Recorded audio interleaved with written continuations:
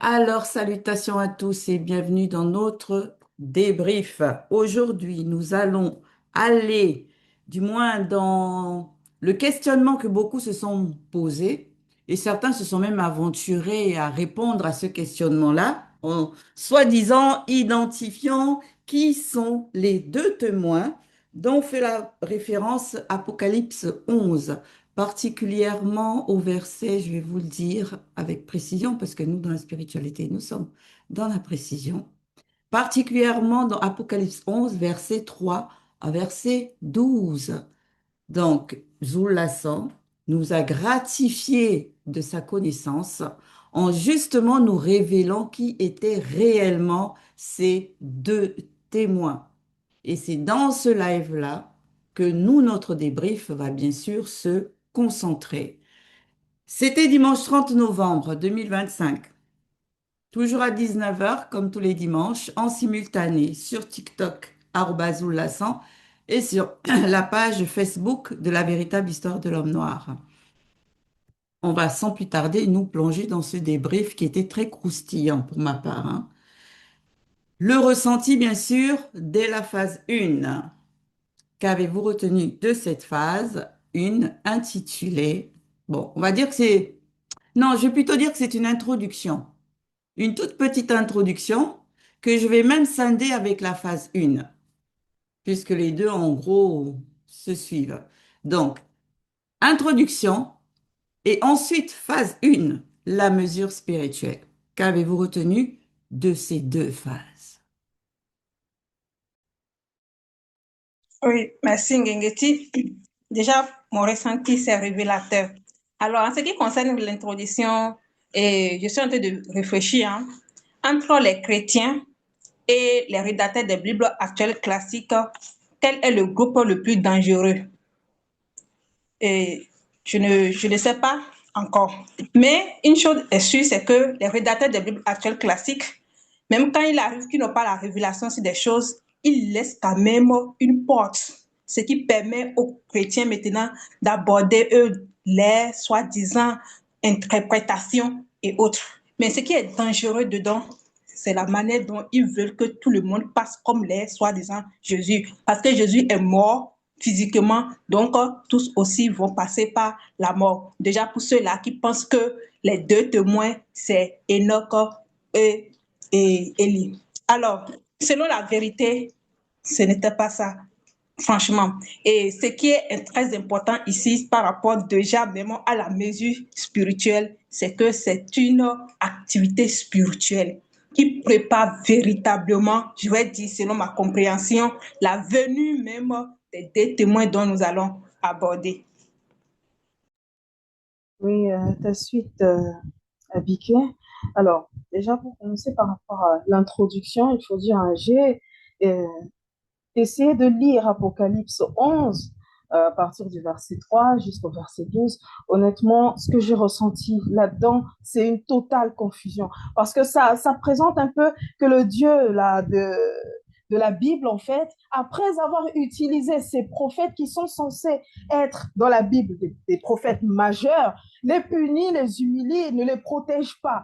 Enfin, ça met vraiment une confusion entre celui qui envoie et ceux qui finissent pourtant d'accomplir un véritable devoir, c'est-à-dire appliquer le devoir que Dieu leur a conféré, mais qu'à la suite de ça, en fait, ben, il châtie.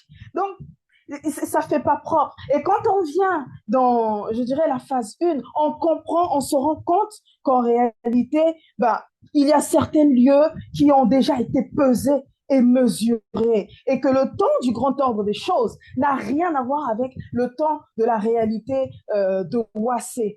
Donc, c'est pour dire juste que les personnes pensent pouvoir maîtriser les circonstances, mais en réalité, en fait, ils ne maîtrisent rien du tout. Effectivement, moi, toi, ta suite, je vais appuyer ce que tu dis parce que le verset Apocalypse 11 3 12, c'est une totale confusion. Totalement. Parce que au verset 3 et 5, ils disent que les deux témoins ont un pouvoir immense, ils consument leur ennemi.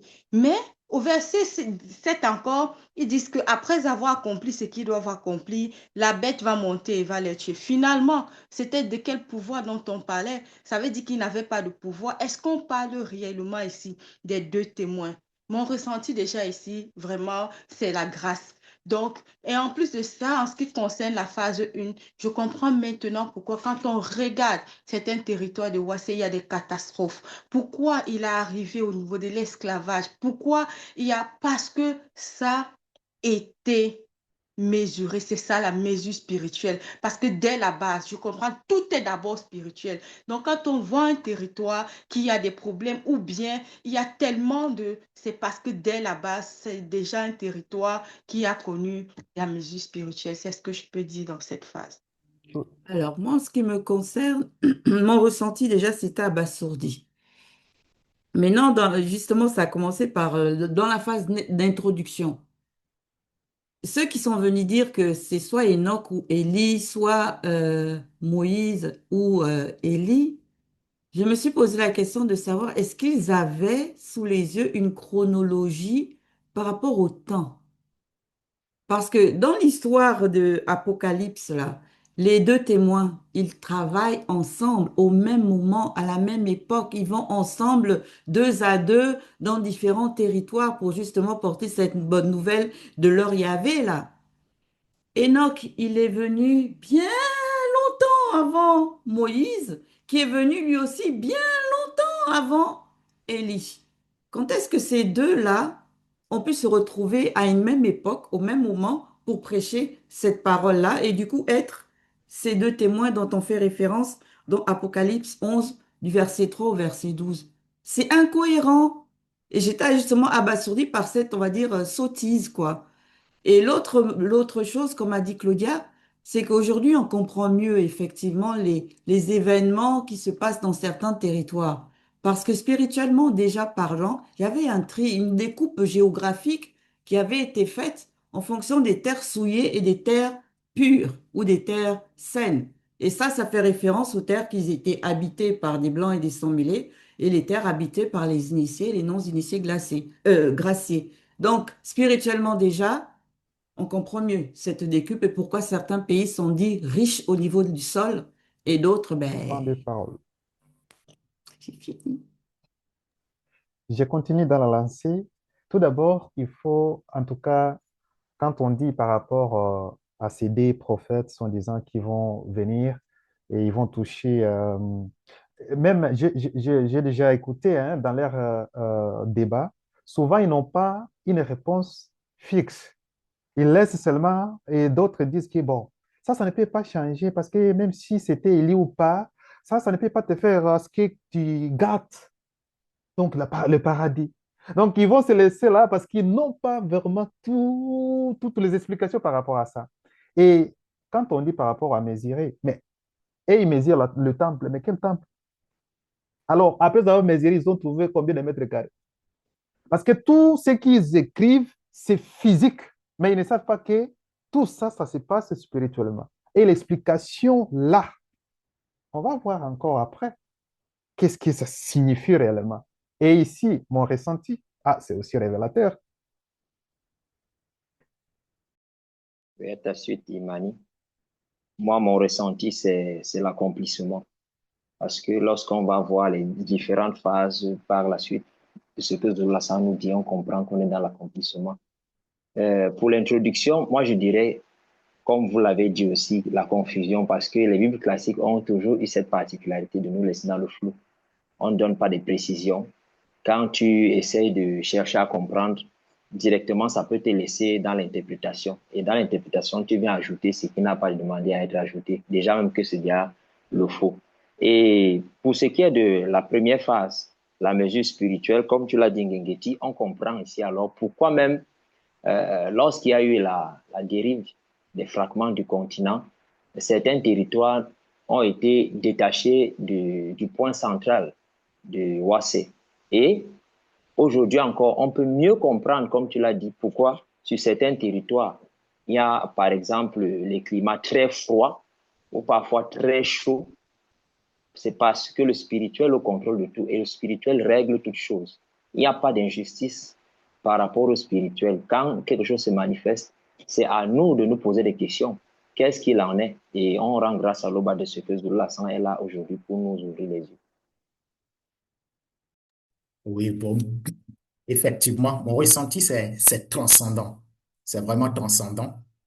Et est-ce qu'il faut intervenir encore vraiment par rapport aux Bibles classiques? Mais néanmoins, et comme Abikel a dit tout à l'heure, bon, c'est vraiment un danger, c'est-à-dire l'interprétation dans laquelle, n'est-ce pas, certains vont se verser.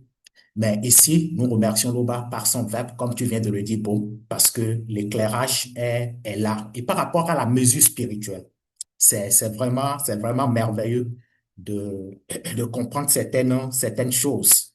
Et on sait aussi qu'au départ, Ouassé, c'était un paradis. C'était un paradis. Et maintenant, avec la chute, il y a quand même, n'est-ce pas, des choses qui se sont manifestées, même jusqu'à l'hybridation. Et ça va constituer quand même une forme, n'est-ce pas, de souillure, n'est-ce pas, par rapport à Ouassé, on va dire ça comme ça, entre griffes. Et ça va empiéter un peu, n'est-ce pas, par rapport à Ouassé. C'est comme par exemple, c'est-à-dire un domaine, certaines personnes peuvent venir empiéter, n'est-ce pas, sur des domaines et les bonnes, n'est-ce pas, peuvent être déplacés. Et il faut mesurer maintenant, n'est-ce pas, pour que spirituellement, on puisse comprendre. Et dans cette mesure, c'est en même temps une protection. Et c'est en même temps, ce que je comprends, c'est un jugement, n'est-ce pas, en même temps, une protection dans le sens que, en fait, c'est-à-dire ceux qui savent ce qui se passe, n'est-ce pas, vont se manifester, la grâce sera accordée à Pas ceux de qui vont parole. se... Voilà, merci.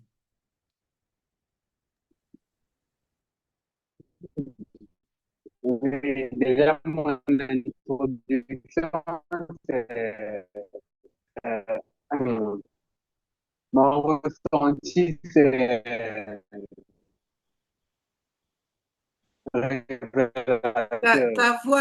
Ta voix est Par entrecoupée. rapport à ce qu'on a vu, nous nous rendons compte ici. Il y a un souci au niveau D'accord, de c'est ton bon là. réseau. Ouais. Ok. Je disais tantôt par rapport à Jean 3:11, nous disons ce que nous savons et on rend témoignage de ce qu'on a vu. En fait, ici, on se rend compte que les auteurs des Bibles classiques, les soi-disant pasteurs et prêtres, ne disent pas ce qu'ils savent et ils n'ont rien vu. Donc, ils ne peuvent pas rendre témoignage de ce qu'ils ont vu parce que là, on voit que ils émettent des suppositions comme des scientifiques qui deviennent au fil du siècle des, des confirmations. Soit disant les deux témoins, c'est soit tantôt Enoch, tantôt Moïse, tantôt Élie, et qui n'a rien à voir en fait avec l'histoire originelle que nous a présentée Zoulasan durant ce live. Et par rapport à la mesure spirituelle, hmm, bon, j'ai essayé d'analyser la scène et je, je comprends, euh, je comprends par là que, non, je vais m'arrêter là.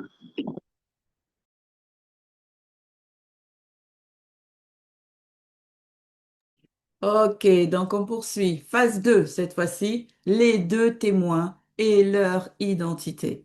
Qu'avez-vous retenu de cette phase? Merci, Gengeti. Par rapport à la deuxième phase, les deux témoins et leur identité. Et j'ai pu comprendre que, en fait, il est dit que ces deux témoins, n'est-ce pas, apparaissent. Ils apparaissent dans un sens, en fait, par rapport à la conscience du visible, parce que ils ont été toujours, n'est-ce pas, là, ils ont été toujours témoins, n'est-ce pas, de tout ce qui se passe, de ce qui est déjà même mesuré, comme on vient de le voir, c'est-à-dire dans le spirituel. Et ils savent, n'est-ce pas, ce qui se passe aussi dans, n'est-ce pas, le visible. Mais quand on dit apparaître, c'est apparaître, n'est-ce pas, par rapport à la conscience du visible. Et selon ce que je comprends, en fait, c'est aussi pour matérialiser, n'est-ce pas, dans le visible, cette mesure-là qui a été faite, n'est-ce pas, dans le spirituel. Et c'est ce que je comprends. Et je vais m'arrêter là. Oui, Damien, ta suite. Alors, par rapport à la phase 2, déjà, pour rattraper, je dirais, par rapport à, je dirais, ma première intervention, mon ressenti, c'est magnifique parce que ça révèle effectivement tout ce qui est caché et que ce que je dirais tout à l'heure, les faux pasteurs n'ont pas pénétré, tout simplement.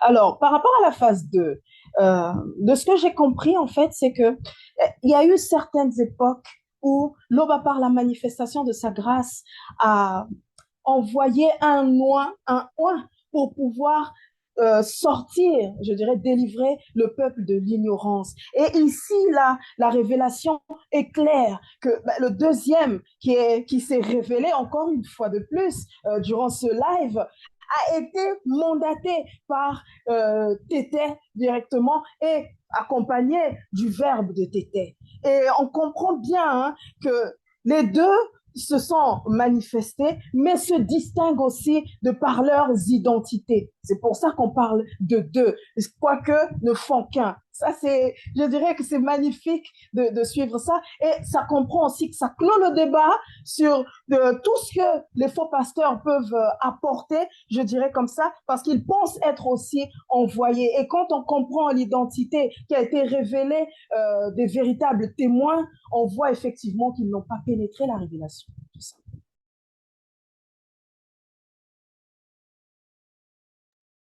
Oui, à ta suite, Moeto.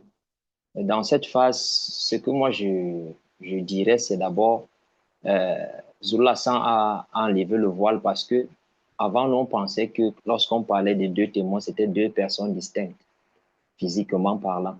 Mais il montre ici que les deux, il s'agit du verbe, il s'agit de l'un des deux, chacun à son époque. Et comme Damien, tu l'as dit, on constate ici que lorsque les deux témoins se manifestent, chacun à son époque, on voit que c'est, je peux dire, c'est la consommation de la mesure, la fin du châtiment. Le châtiment tire à sa fin et pour nous aujourd'hui, on comprend que c'est une période de grâce qu'on doit saisir parce qu'on comprend que l'esclavage, le châtiment, la colonisation, le néocolonialisme et tout ce que ça comporte est en train de tirer à sa fin. Donc, on nous fait comprendre ici que celui-là a eu la grâce de percer le mystère sur le deuxième manifesté avant la non-existence. Il a compris et il a vu, on lui a expliqué ce qu'il en était, quelle était la mission que le deuxième allait manifester à son époque, parlant de son règne et de son aura qu'il allait dégager pour mettre à mal le monde occulte qui avait l'emprise sur le peuple noir. Oui, effectivement. Moi, je vais m'arrêter.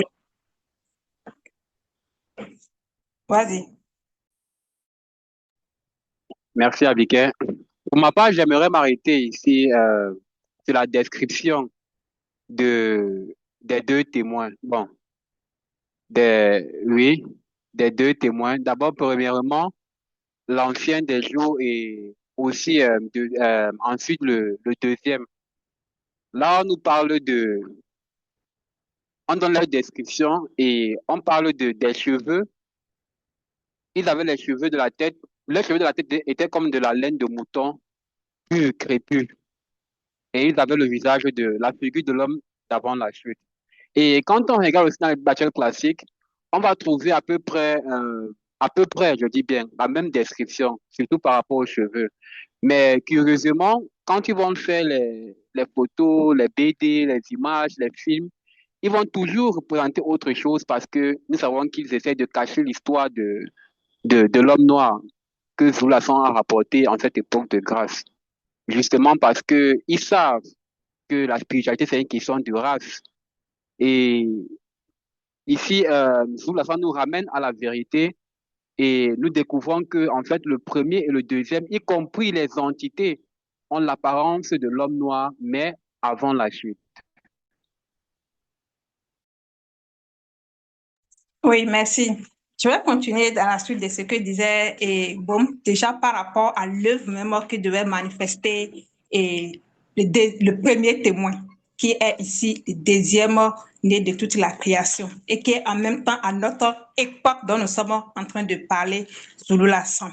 Mais quand même, avant qu'il ne soit connu sous le nom de Zoulou Lassan, comme vous venez de le dire, il a été, bon, au-delà de tout ce qu'on ne peut même dire là avec nos mots, mais tout simplement, c'est que il émane d'au-delà de la non-existence. C'est vrai que c'est quelque chose que beaucoup ne pourront pas pénétrer. Maintenant, en ce qui concerne sa fonction, on a parlé ici, bon, je ne vais pas dire sa fonction, mais on dit à qui toute justice se rapproche et avec qui elle habite. Et ça, justement, quand il s'est manifesté, on a vu la manifestation de cette justice-là, parce que beaucoup d'entre nous, nous étions aussi dans les religions. Mais quand la justice s'est manifestée, nous sommes sortis de là. Et ça ne s'arrête pas à cette sortie-là, parce que nous devons continuer aussi la marche dans la sanctification. Et en même temps, on nous dit qu'il tient la clé de tous les trésors. Et ça, c'est quelque chose qui est remarquable en ce qui le concerne. En plus de cela, on dit qu'il arrache les non-initiés de l'emprise du monde occulte. Et ça, quand on lit ça, on sent aussi la force, la puissance, parce qu'effectivement, l'homme noir est plongé dans la On prend des profondeur même. paroles. En ce qui me concerne, vous savez, quand je lis la Bible classique, au moment de ce passage-là, moi, je me suis arrêtée en me disant, OK, mais pourquoi lui, on ne donne pas sa description? Pourquoi lui, on ne nous dit rien, en fait, sur lui? On ne sait pas, il a quelle taille, ses cheveux sont comment, puisqu'il décrivait comment était l'ancien des jours, mais après, tout de suite, lui, on le décrit plus par rapport, on va dire, à sa fonction, ses fonctions, ou du moins par rapport à la gloire qu'il va avoir. Et c'était un gros point d'interrogation pour moi, ce passage-là particulièrement. Et j'étais ravie qu'aujourd'hui, j'ai eu l'illumination, l'éclairage sur justement ce passage-là. Et en fait, je me suis dit tout simplement que ça a été tenu secret aussi à Doubissé, de ne pas pouvoir nous révéler, de nous donner des détails sur l'apparence physique que ce personnage aurait eu quand il serait venu à l'existence. Parce que si ça avait été le cas, vous imaginez un peu le nombre de personnes qui allaient être scrutées, qu'on allait faire des présages, des interprétations. Ah, c'est lui. Ah non, c'est pas lui. Parce que Doubissa a dit qu'elle allait être comme ça, comme ci, comme ci, comme ci, comme ça.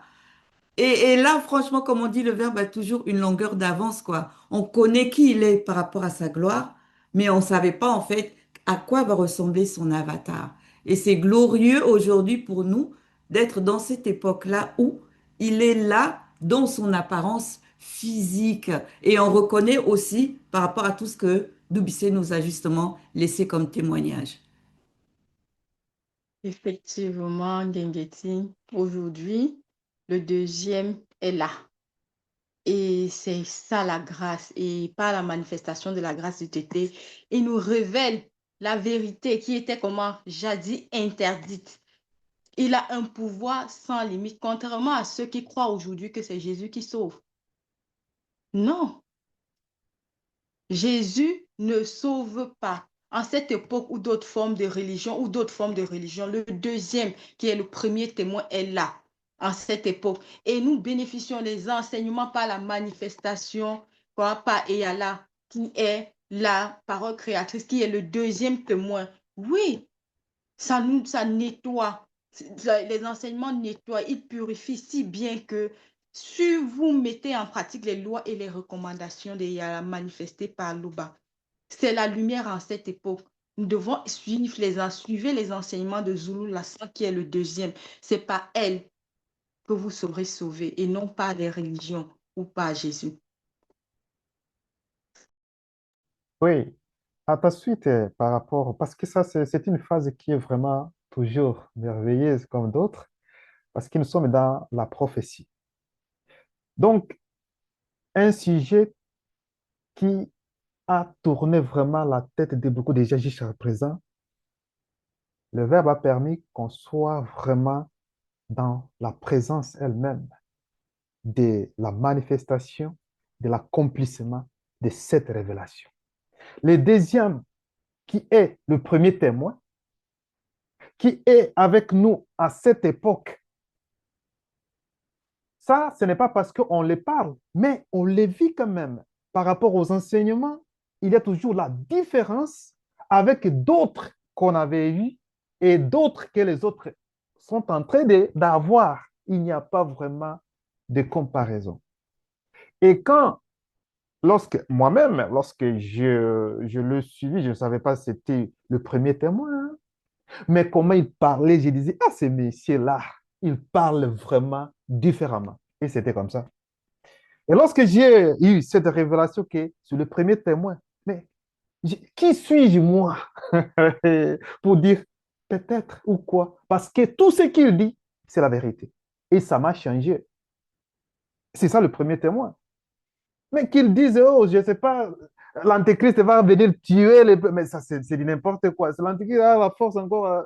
Non, moi, je m'arrête là. C'est vraiment une phase vraiment merveilleuse pour moi. Effectivement. Donc, on va poursuivre, hein. On va toujours partir, on va creuser plus loin, comme on dit, par rapport à ces deux témoins-là. Et cette fois-ci, c'est la phase 3. Le verbe vu du chérubin jadis oint. Qu'avez-vous retenu de cette phase? Oui, merci Linguetti. Alors, dans cette phase 3 là, ce que j'ai pu comprendre, je dirais, c'est que les personnes, les gens, je dirais, en général, aiment le feu d'artifice, aiment tout ce qui peut être euh, de prestidigitation, le match vu, etc. Aiment le miracle, mais on se rend bien compte hein, que le véritable miracle, que le véritable feu d'artifice, il faut dire comme ça, c'est la manifestation de la miséricorde, la manifestation de la grâce qui nous a été accordée dans cette époque de recevoir ce grand visiteur qui est le deuxième, qui ne fait qu'un avec le premier-né qui est Dieu qui savait. Et je comprends en lisant les propos du chérubin jadis oint, la haine qui, je dirais, l'anime de voir effectivement sa présence dans cette réalité du visible, comment je peux dire, dans cette époque. Et ça démontre bien aussi que le verbe de l'Oba n'abandonne pas le peuple, tout simplement. Oui, effectivement, Moïto. Oui, c'est en fait cette troisième phase, c'est vraiment complexe. C'est vraiment complexe. C'est Zulu-Lasson qui peut nous révéler encore, n'est-ce pas, ce qui est caché dedans. Mais néanmoins, ce que j'ai pu comprendre par rapport à ce qui se passe ici, la conscience, je vais prendre un exemple. En fait, on prend par exemple la pluie. Quand, par exemple, ici à Roissy, c'est-à-dire la pluie se prépare, ça là, c'est-à-dire presque tout le monde se met en branle. C'est-à-dire, soit comment vous commencez par courir de gauche à droite, donc pour quand même savoir là où vous allez vous loger. Donc, je prends l'exemple aussi, mais c'est par rapport même au mystère, n'est-ce pas, de la faim. En fait, tu ne peux même pas, tu ne peux rien faire parce que tu dois manger. Et ça, c'est une loi. Donc, c'est cette conscience que je vois, n'est-ce pas, par rapport au chérubin jadis, quand je prends, n'est-ce pas, même certains non-initiés qui vont dire, bon, je ne connais pas la vérité. Ils sont toujours soumis. Moi, Oui, par contre, ouais, oui. Oh, tu veux y aller? Ok, vas-y. vas-y, Abik. Ok, oui, c'est vrai, parce que on nous décrit ici, on nous dit ici qu'il règne sur toute puissance et sur toute forme d'existence. Et ici, avec puissance grand P et existence grand E. Donc, là, ça commence déjà même par rapport au grand ordre des choses. Mais la partie qui m'a beaucoup marqué par rapport à ce que quand même le chérubin jadis est en train de révéler ici, en train de dire ici. Il dit, il nous fait tous marcher en ordre. Et on parle aussi du grand ordre des choses pour dire que il n'y a pas de désordre dans le grand ordre des choses. Le désordre n'a pas sa place. Et on a vu ça avec lui-même. Quand ce désordre-là voulait être, ou bien quand il voulait apporter le désordre, mais comment il a été là où il s'est retrouvé. Donc, c'est déjà quelque chose de très, très important. Maintenant, quand on vient même dans le plan visible aussi, l'ordre dans la spiritualité, c'est quelque chose c'est indiscutable parce que ça fait partie de notre initiation. Donc, c'est déjà la base des choses. Et tout ceci, on a vu que c'est avec le verbe de l'Oba qu'on peut véritablement avoir cette force-là, cette puissance-là de pouvoir véritablement marcher dans l'ordre. Donc, c'est ce côté d'ordre-là qui m'a beaucoup marqué pour dire quoi encore véritablement, il faudrait qu'on se tienne dans ce ordre-là qui, qui émane du grand ordre des choses. Oui. Pour ma part, moi, ce qui, par rapport aux révélations que nous a apporté le chérubin jadis soin sur le Verbe, il m'a juste confirmé quelque chose que j'ai aussi réalisé, mais que beaucoup encore ne réalisent pas, en vérité, par rapport au Verbe. Parce que nous, les entités du grand ordre des choses, on sait qui ils sont, qui elles, du moins, elles sont. Ce sont nos grands frères. On peut les considérer comme étant vraiment, on va dire, des supérieurs. Pour nous, même si on se place par rapport à eux, on dira que ce sont des anciens. En ce qui nous concerne, nous, quoi, de la chute. Mais par rapport à eux, aux entités du grand ordre des choses, eux, ils voient le Verbe comme si c'était en fait un de leurs créateurs, si ce n'est même leur créateur. Parce que aller au-delà du Verbe, on a vu et on a compris qu'ils n'avaient pas cette capacité-là, du moins pour certains. Certains savaient, pouvaient connaître le grand tout, d'autres connaissaient même l'existence des deux, mais il y en a comme par exemple le chérubin jadis soin, eux, ils ne voient que le verbe en fait, à un moment donné. Donc, la manière dont il le décrit, le verbe, c'est vraiment comme si c'était leur créateur. Il les connaît tous, quoi qu'ils soient des myriades et des myriades. Il les fait marcher tous en ordre. C'est vraiment, en fait, ça donne vraiment une identité au verbe qui est vraiment puissante et très particulière, mais que beaucoup bafouent en fait. On prend le verbe parfois, ça fait rien. Alors que les entités du grand ordre de choses, nos grands frères, on va dire ça comme ça, elles voient le verbe comme étant, mais un être, on va dire être digne de louange, quoi.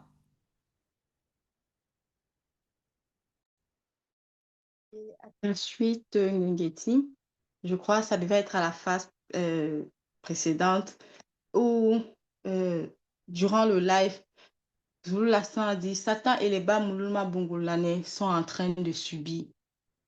Pourquoi ils subissent? Le Verbe, qui est le deuxième témoin, est également une manifestation du Créateur, qui est Loba. Mais ils subissent parce que, justement, si on met en pratique, si on se soumet aux lois et aux recommandations, ce qu'ils font à soi, c'est-à-dire dans les religions, là, ça ne pourra pas fonctionner. Parce que dès que nous sommes soumis, nous sommes également comment? Extirpés de toutes ces religions.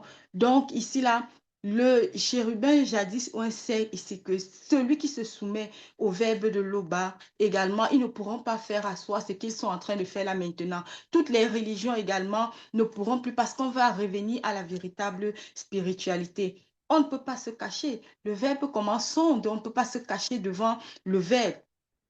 Car si nous pensons que nous allons désobéir en cachette, pensons aussi que nous ne pourrons pas parce qu'elle relève la mauvaise nature. Et le but ici, c'est que nous appliquons, que ceux qui reconnaissent, c'est-à-dire cette parole-là, ceux qui reconnaissent la sang comme déjà le premier témoin et que pas le deuxième témoin, qu'ils sortent de ces religions, qu'ils sortent de là en ce moment le chérubin jadis, on qui utilise les religions pour faire tomber les autres, ça ne pourra pas marcher. Je m'arrête là pour le moment. Et à ta suite, Claudia. Merci, Yves. Dans cette phase, ce qui me marque, c'est le fait qu'on reçoive un témoignage du chérubin jadis soin, un être spirituel, parlant du verbe comme Gengeti l'a dit. Parce que généralement, quand c'est quelqu'un qui est dans un corps physique qui vient parler du verbe, euh, les gens n'ont pas tendance à bien cerner. Et là, on voit que c'est le jadis soin qui aujourd'hui est l'adversaire. Mais on voit que son témoignage a été conservé intact. Et aujourd'hui, il ne peut pas avoir de contradiction par rapport à ça. Et ici, ça nous amène aussi à avoir, comme tu l'as dit, Ngengeti, une autre dimension du verbe. Là, on comprend même quand Zola nous dit souvent qu'il faut se confier au verbe. Généralement, certains parmi nous, on veut voir les entités, on veut se confier aux entités. Non, lorsqu'on te dit confie-toi au verbe, prie l'eau bas et confie-toi au verbe, parce que le verbe est au-delà de ces entités-là. Donc, ici encore, c'est vraiment une leçon pour nous qui nous amène à considérer le verbe au-delà de ce qu'on pensait, ce qu'on avait comme connaissance. Oui, à ta suite, Michel. Ici, dans cette troisième phase, nous constatons que Celui qu'on appelle aujourd'hui Satan le mauvais esprit, le Mundima Mobé, reconnaît lui-même la souveraineté du verbe de Loba. La preuve, nous avons eu le live il y a très très longtemps sur le lien mystérieux, où lui-même, il revendiquait avoir euh, ce lien mystérieux là aussi en lui, qui est l'ADN commun à tous les êtres du grand ordre des choses. Et comme je le disais, nous voyons ici que dans sa première conscience, il reconnaît la souveraineté du Verbe et il dit qu'il a consacré son existence dès le début à servir ce Verbe. Donc, et ici, on voit aussi encore que ce que l'Oba manifeste par sa volonté, pareil à la ne chute pas. Parce que là, on parle de la première conscience de Satan. Pour ceux-là qui disent que Dieu a créé le diable, Dieu a créé le mal, non.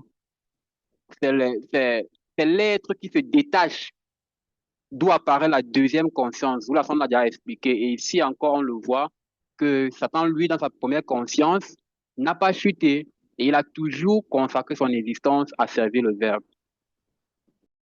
Et dans ta suite, Bekina, en tout cas, par rapport à cette phase, on voit réellement comment la puissance du Verbe est grande. Parce que tout d'abord, c'est là qui pense, ou bien même dans le Bible actuel classique, où on va parler que Satan est l'ennemi, je ne sais pas, des dieux, je ne sais pas, il voulait être comme Dieu. Lui-même, ici, par rapport à cette révélation, il montre que même le Verbe est au-dessus de lui. Là, on ne parle pas du premier ou du deuxième. Et alors, qu'en est-il par rapport à l'Oba, le seul unique, vrai créateur? Ça, c'est pour voir que même Satan, il sait très bien que son existence même actuelle dépend toujours du Verbe. Parce que c'est le Verbe qui le maintient, je peux le dire. Et comment une personne, quand je peux le dire comme ça, qui est vraiment sous contrôle, je peux le dire, peut être ennemi de la personne qui le met dans le contrôle. Ça ne peut pas se passer. C'est-à-dire que la force, la puissance du Verbe, en tout cas, ce n'est pas vraiment comme on nous a révélé ça dans les fausses assemblées. On dit que le verbe se trouve dans le Bible, je ne sais pas, dans leur Bible. Ça ne peut pas exister. C'est quelque chose qui a créé tout peut se trouver dans un endroit ou bien caché dans une petite chose. Non, la puissance, c'est ce qu'il montre.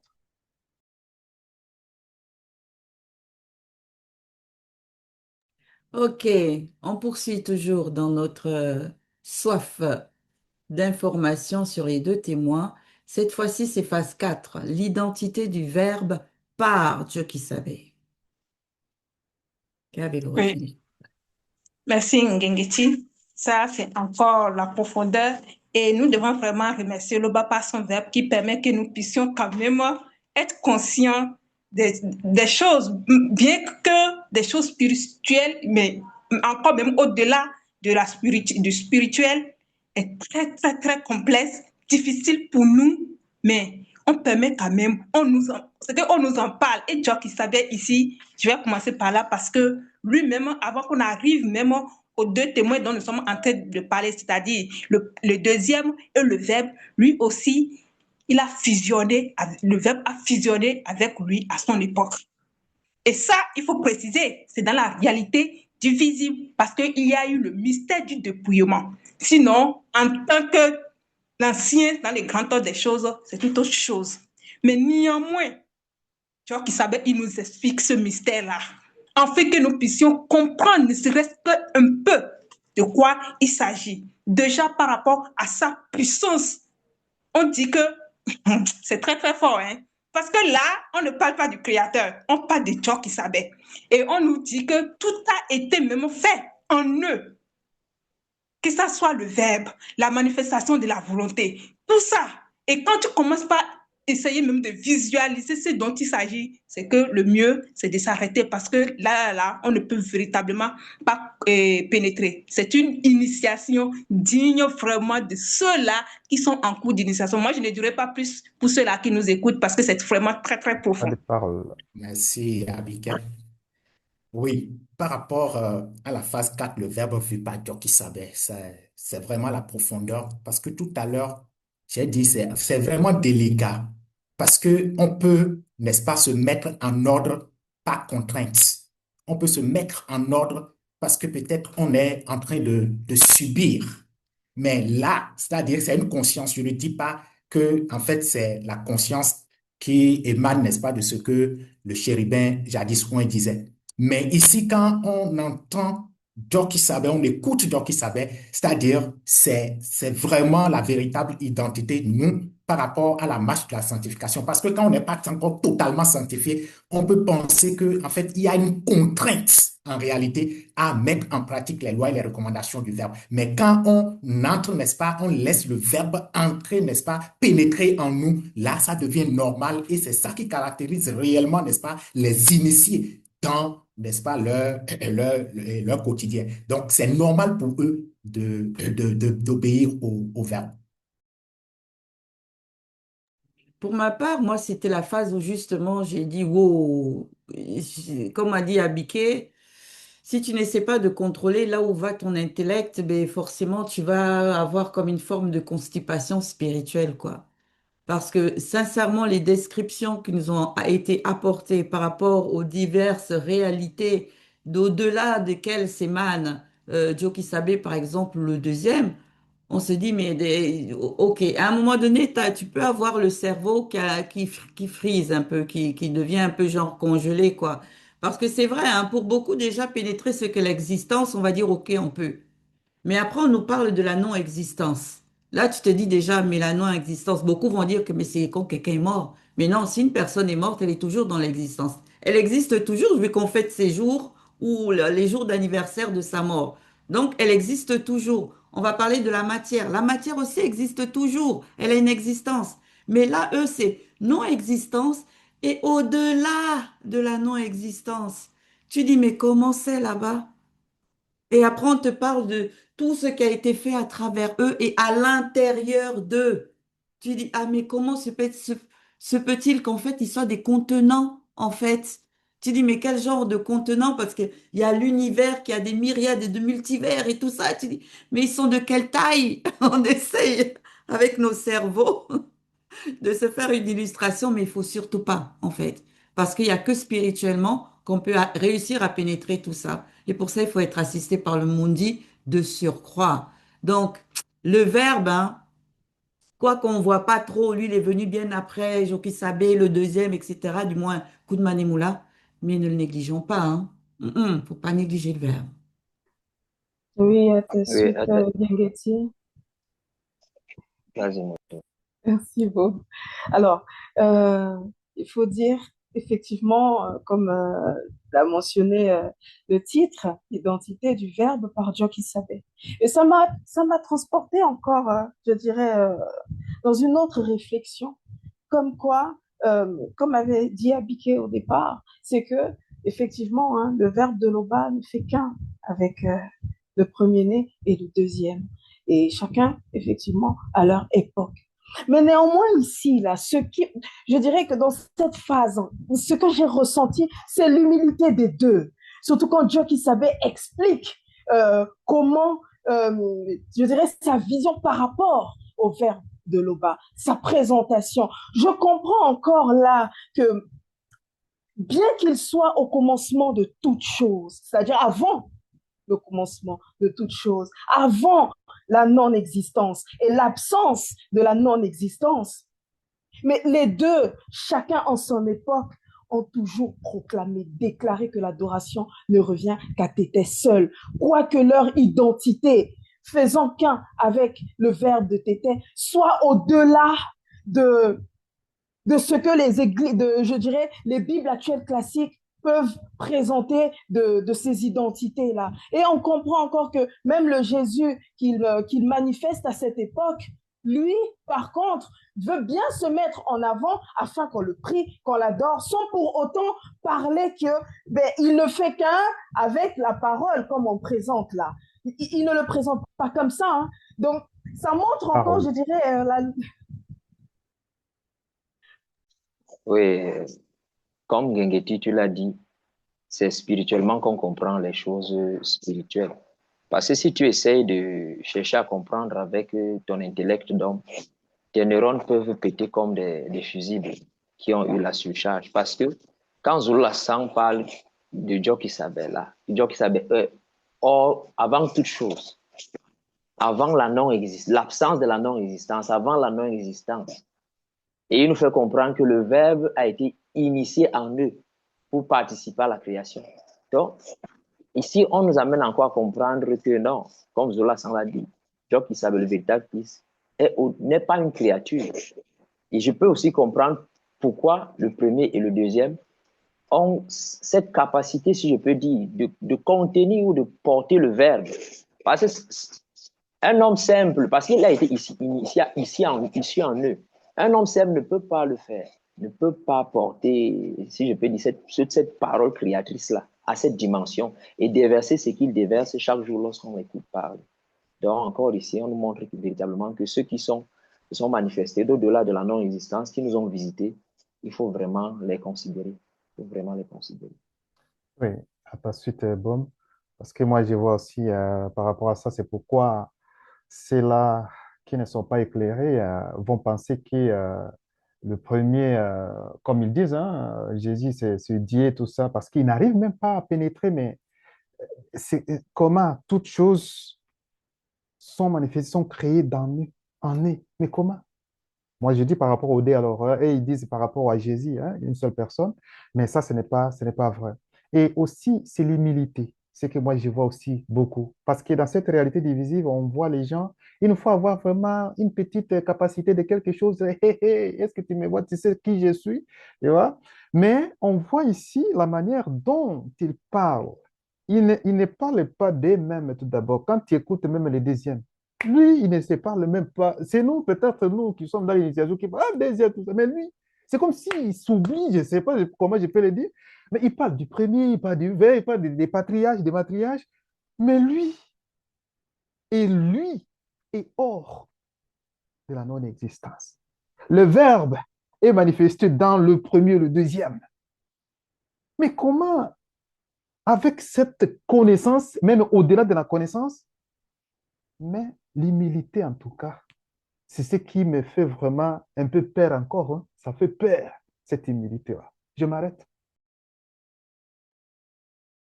Effectivement, Imani, cette phase m'a fait comprendre la puissance. Je vais même dire parce que la puissance, c'est-à-dire des deux. La puissance, c'est-à-dire, on dit souvent le verbe également, ou le deuxième, le premier, mais je ne sais pas si on mesure c'est-à-dire l'ampleur de ce qu'il dégage réellement. Et ça m'a amené à méditer parce que l'expression d'un Koudou mannequin, c'est ce qu'on a dit, puis en nous, la lumière primaire, entre parenthèses, énergie vivante puissante, apparue sous forme de cercle. J'ai médité, je suis allée dans Eboté dit, c'est-à-dire à la Genèse, où on a dit, t'étais pas la manifestation de sa volonté donnant à l'eau primitive la forme d'innombrables formes de cercles qui deviennent des multifères. Et plus bas, on dit les entités gardiennes de la conscience cosmique firent leur apparition et s'est mis en mouvement à leur poste selon la loi établie par Eyala. Par Eyala Tété. Je me suis dit, waouh! C'est-à-dire, depuis la jeunesse, là, on regarde la puissance créatrice du Verbe. On regarde également Joki Sabe, qui était là avant. Donc, on a dit, il n'était même pas encore au niveau de... C'est-à-dire, cette humilité, comme vous avez dit, cette puissance. J'ai dit, là, il faut vraiment qu'on soit...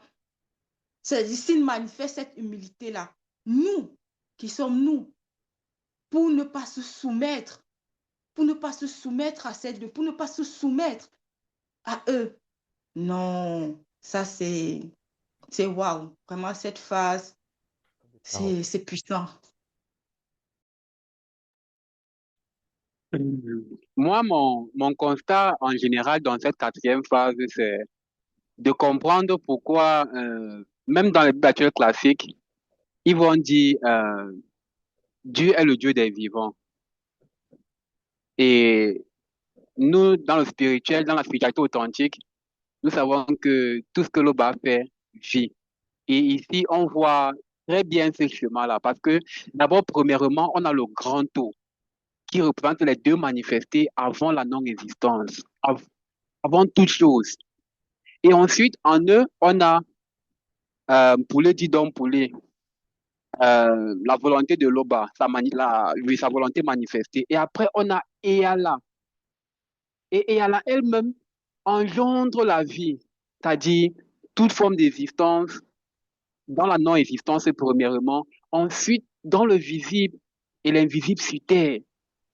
Et même dans la création visible encore, les créatures, hommes ou animaux, ont encore le pouvoir de se reproduire. En fait, ça montre véritablement la grandeur de Tété, premièrement, et la supériorité des deux manifestés qui, eux, peuvent contenir toutes ces choses. C'est-à-dire, comme vous avez dit, ça perturbe la compréhension parce qu'on ne peut pas vraiment, véritablement, on ne peut même pas imaginer à quoi ils ressemblent réellement dans leur véritable gloire. C'est stupéfiant. Et là, on comprend que quand on voit Zulu Lassana, en fait, on ne sait même pas réellement qui on a en face de nous. On ne sait pas.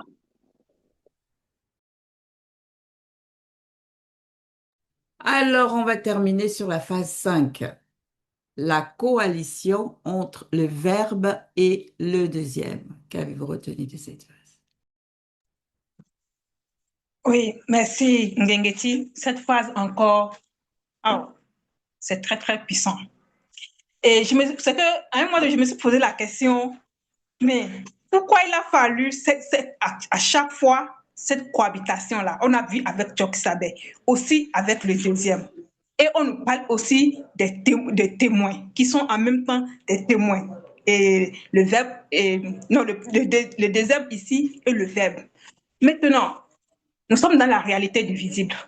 Je comprends d'autant plus que, même spirituellement parlant, il est important et super même important le travail d'ensemble. Franchement, avec le verbe, peu importe la puissance, je vois que ici spirituellement, c'est qu'ils travaillent ensemble. Bien que chacun est identique, c'est que, mais par rapport à l'œuvre, ils forment cette unité-là.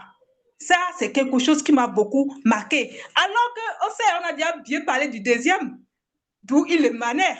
Mais dans cette réalité du visible, mais il a œuvré avec qui, je ne sais pas comment je vais nommer. C'est que le verbe, je ne sais pas comment je vais appeler ça pour lui, mais ils ont fait ce travail-là ensemble. Et j'ai dit, mais qu'en sera-t-il de nous dans l'œuvre? Comment? C'est qu'il faut véritablement rester ensemble pour pouvoir produire quelque chose selon le verbe dans cette réalité du visible. C'est vraiment très, très important. Oui, à ta suite, Abiké. Alors, moi, du coup, par rapport à cette dernière phase, je suis allée chercher la définition de coalition.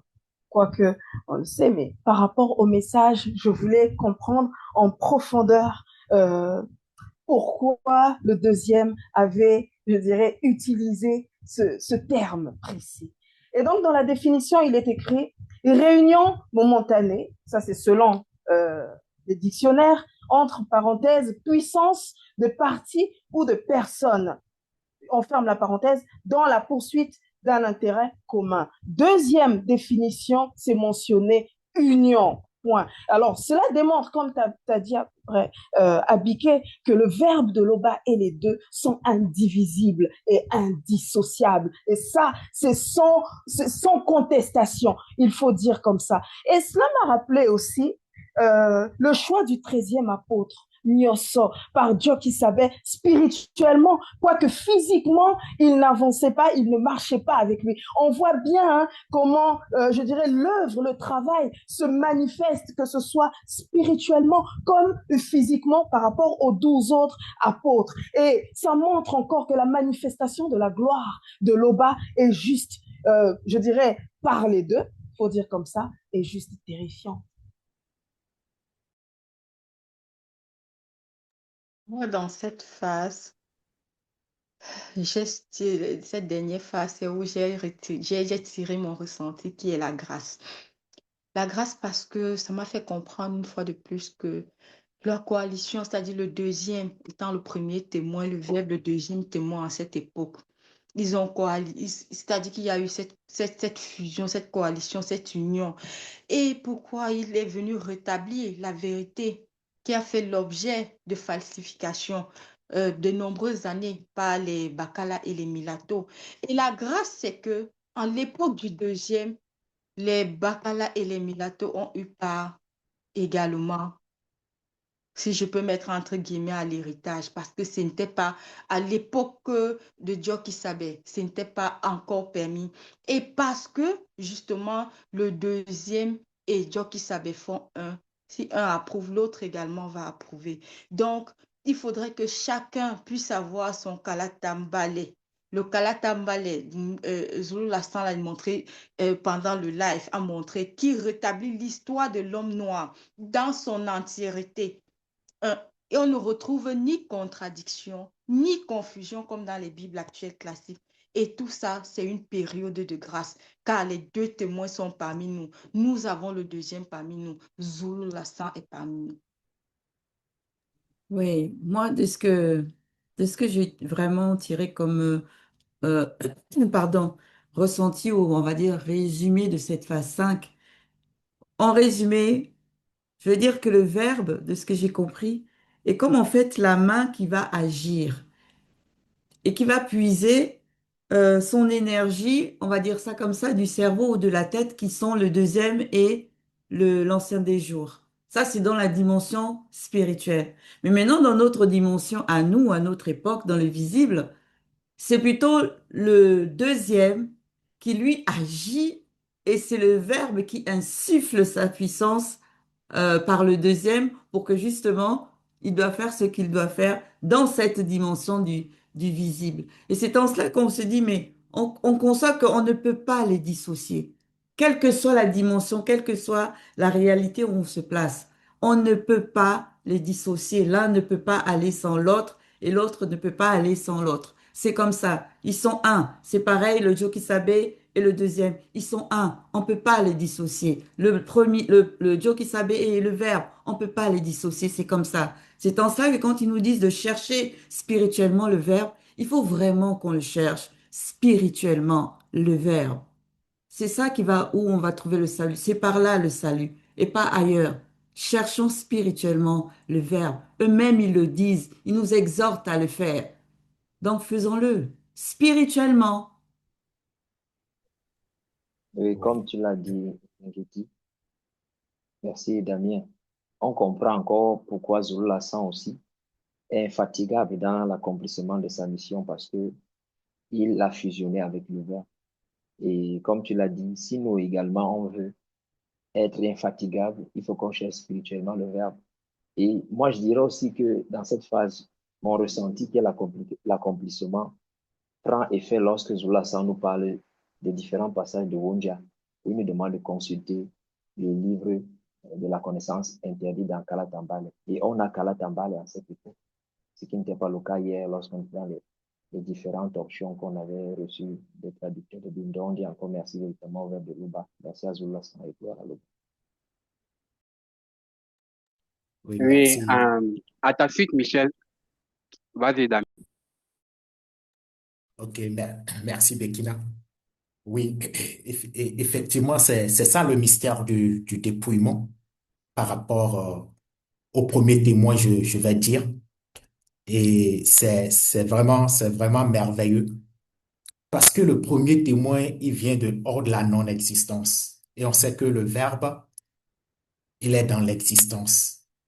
Et par rapport à ce que Ngengeti vient de dire encore, c'est tellement, c'est-à-dire si on veut rentrer encore pour chercher, on ne pourra pas comprendre parce que on ne peut pas vraiment les dissocier. On ne peut pas parce que c'est fusionné, c'est dit fusionné. Bon, ce qui a fusionné, tu ne peux plus le faire, n'est-ce pas, la différence. Mais néanmoins, on sait, on voit par rapport même à ce que Bohm a dit, c'est-à-dire on nous permet de comprendre encore même le mystère du grand tout. On nous permet de comprendre ça parce que ce n'est pas n'importe qui. Un homme saint ne peut pas contenir, n'est-ce pas, le verbe. Ce n'est pas possible. Ce n'est pas possible. Et ça montre réellement que, en fait, c'est les deux en réalité. C'est le deuxième qui est là et c'est le premier témoin. C'est en cela aussi que et on ne peut pas se justifier. Certes, on ne peut pas voir le verbe, mais il est permis que le deuxième, n'est-ce pas, prenne un avatar physique pour que nous puissions supporter les fréquences. Et c'est là aussi la grâce. Oui, à ta suite, Damien, moi, ce qui me marque ici dans la coalition entre le verbe et le deuxième, c'est que on se rend compte de la particularité que le deuxième a. Parce que particularité, mais pas supériorité, je précise bien. Parce que le deuxième, lui, il a,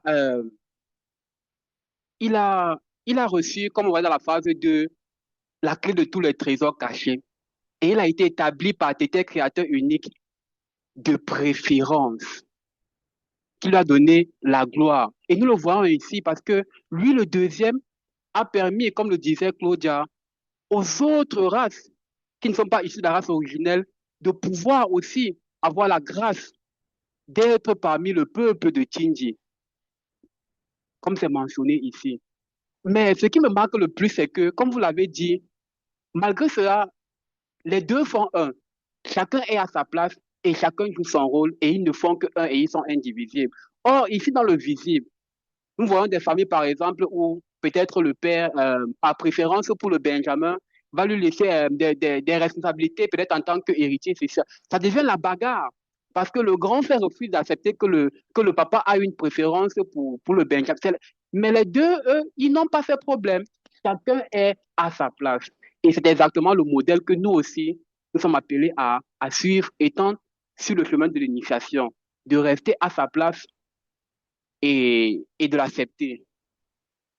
Oui, aussi par rapport à cette phase, en tout cas, ça nous montre réellement que pour être sauvé, il faut qu'il y ait toujours les verbes. Et nous avons vu directement le premier témoin, qui est le deuxième, et le deuxième témoin, qui est le verbe. Donc, on écoute les verbes à travers l'avatar du deuxième, qui est toujours devant nous.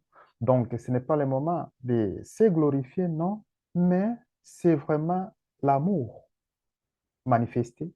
C'est pourquoi ils sont là.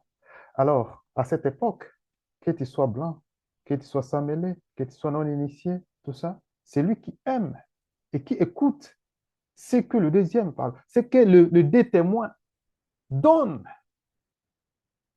et appliquer ça jusqu'à la fin, ben, pourquoi pas la vie éternelle? Donc, c'est le moment alors de laisser la façon de voir que je ne sais pas si les deux témoins se sont élus, tout ça, je ne sais pas quoi. Non, sont là déjà. Écoutons alors ce qu'ils nous disent, mettons ça en pratique et voilà, on va voir. C'est ce qui est très important pour nous. On va s'arrêter sur les mots d'Imani et j'espère vraiment que ça aura percuté aussi hein, pour beaucoup parce que comme on a dit, ce live était vraiment, il fallait suivre, il fallait être disposé pour vraiment le suivre, le pénétrer. Donc, merci à tous pour vos participations et bien évidemment, si le Père le permet, au prochain débrief.